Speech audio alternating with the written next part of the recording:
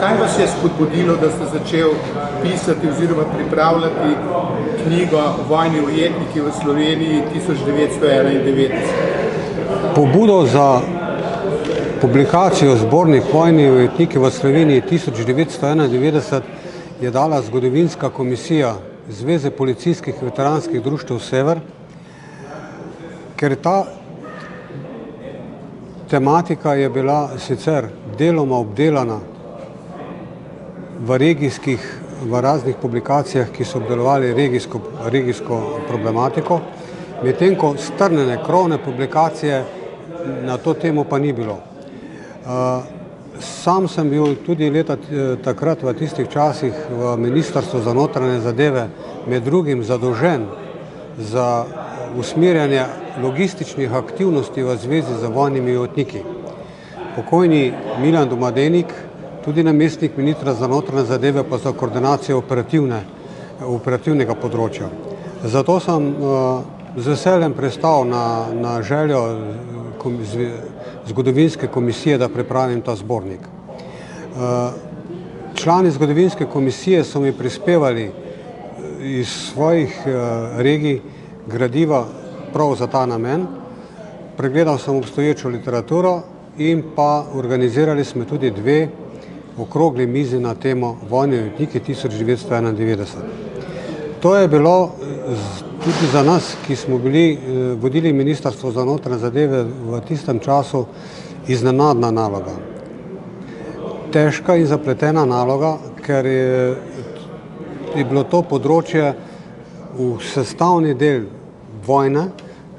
Milica se je med drugim, ko je sodelovala v borbenih aktivnosti in je morala obenem tudi zavarovati, zaščititi vojne ujetnike, ki so se med bojem predali ali so jih zajeli. Vse smo morali spostaviti čez noč, ad hoc. Zbirnih centrov za vojne ujetnike v Sloveniji ni bilo, niti en objekt ni bil za to pripravljen in zato smo potem reševali zadevo iz ure v uro.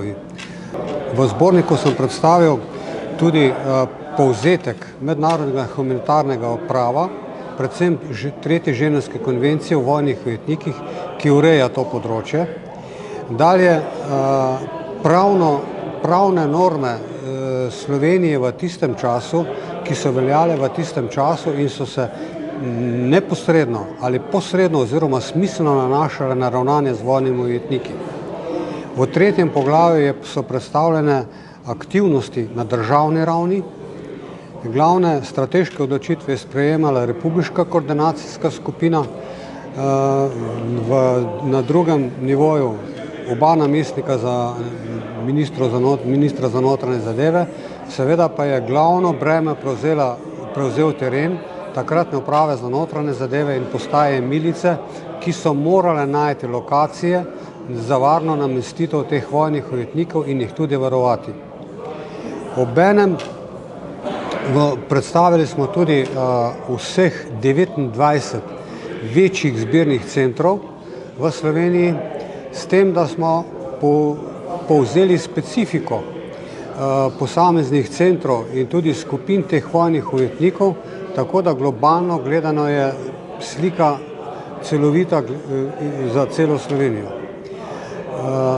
Več prostora smo namenili v uvodu tega poglavja zbirnemu centru na Dolu pri Hrastniku, v katerega smo namestili čez 400 vojnih ujetnikov v takratnih objektih opuščenega rudnika. Na tem, ki je bil s pomanjkljivo infrastrukturo in zadeve smo obvladali z veliko pomočjo lokalnega prebivalstva, tiho pomočjo lokalnega prebivalstva, ker lokacija ne bi nikoli izdana, in pa seveda z enotami milice in pa pripadniki teritorialne obrambe.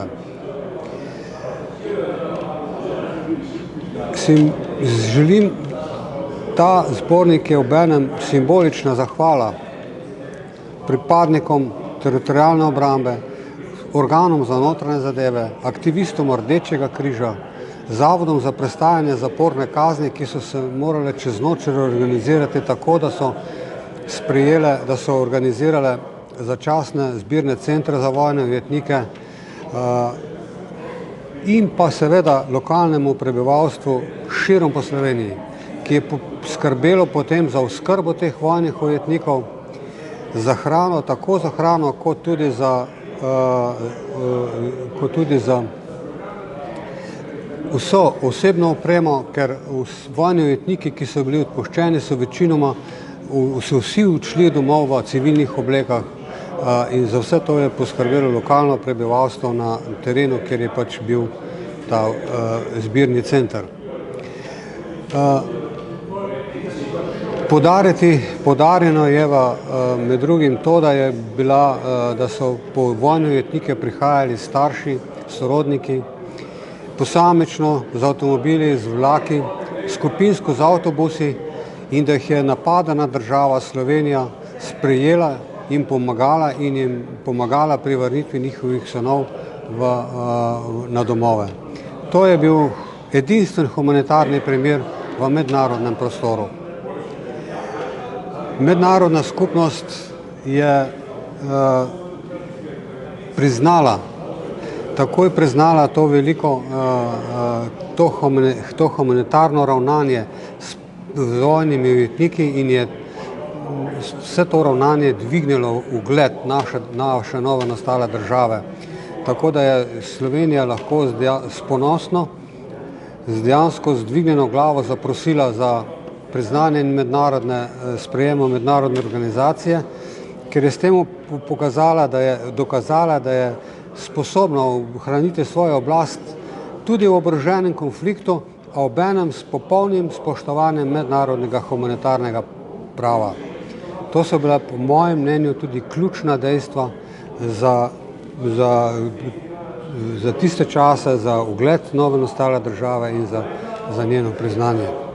No, te centre so se ogledali tudi predstavniki Mednarodnega Rdečega križa. Ja, jugoslovanska armada je z dezinformacijami in z propagando dejansko pritiskala na Mednarodni komisariat Rdečega križa, češ da gre za nehumano ravnanje z vojnimi ujetniki, kar seveda ni bilo res in predstavniki tega Mednarodnega komisariata Rdečega križa so obiskali, pregledali te zbirne centre in odpravili vsak dvom o kakršnemkoli nehumanem ravnanju, kar je bilo seveda pozitivno tako za nas, kot tudi za to, da je jugoslovanska armada ni imela nobenega opravičila za stopnjevanje agresije v smislu opravičevanja, da osvoboja v narekovajih svoje ujetnike. Tako da je to ravnanje z vojnimi ujetniki tudi bilo del tistega zaviranja agresije na jugoslovanske armade na Slovenijo. Kakšno vlogo pa je imel kazensko-poboljševalni dom Dob Primerni? Kazensko-poboljševalni dom Primerni je imel največji zbirni center za vojne ujetnike v tem, kar zadeva kazensko-poboljševalne domove, in sicer so v ta dom prepeljali 86 častnikov jugoslovanske armade iz raznih delov Slovenije in so bili nameščeni do 8. julija zjutraj, ko sem jih po ukazu ministra in v skladu z Brionsko deklaracijo, dogovorom, torej z aneksom Brionske deklaracije, nadzoroval odpust teh vojnih ujetnikov, častnikov, ki je potekal pod okriljem Mednarodnega Rdečega križa in Rdečega križa Slovenije. Izredno pomembno vlogo je odigral ta zavod, predvsem zaradi tega, ker je imel popolno varovanje teh častnikov, obenem pa tudi vso logistično podporo, ki je potrebna za nastanitev, oskrbo in zdravstveno oskrbo teh vojnih ujetnikov. Skratka, zanimivo dokumentarno branje. Ja, zanimivo, dokaj težko branje, vendar pa je zanimivo predvsem tudi za naše mlade rodove, rojene po letu 1991, da vidijo, s kakšnimi problemi smo se ukvarjali med osamosvojitveno vojno. ker mnogi ljudmi, s katerim sem se pogovarjal, pa jim povedal, da pripravljam ta zbornik, niso sploh vedeli o tem, da so bili vojni ujetniki v Sloveniji. Bili pa so, in to v 4100 vojnih ujetnikov po uradni evidenci. Če pa upoštevamo še tiste, ki so takoj ali zelo hitro zapustili Slovenijo s pomočjo staršev in Rdečega križa Slovenije, pa se številka celo podvoji. Hvala lepa za pogovor, se prosim, lahko še predstavite.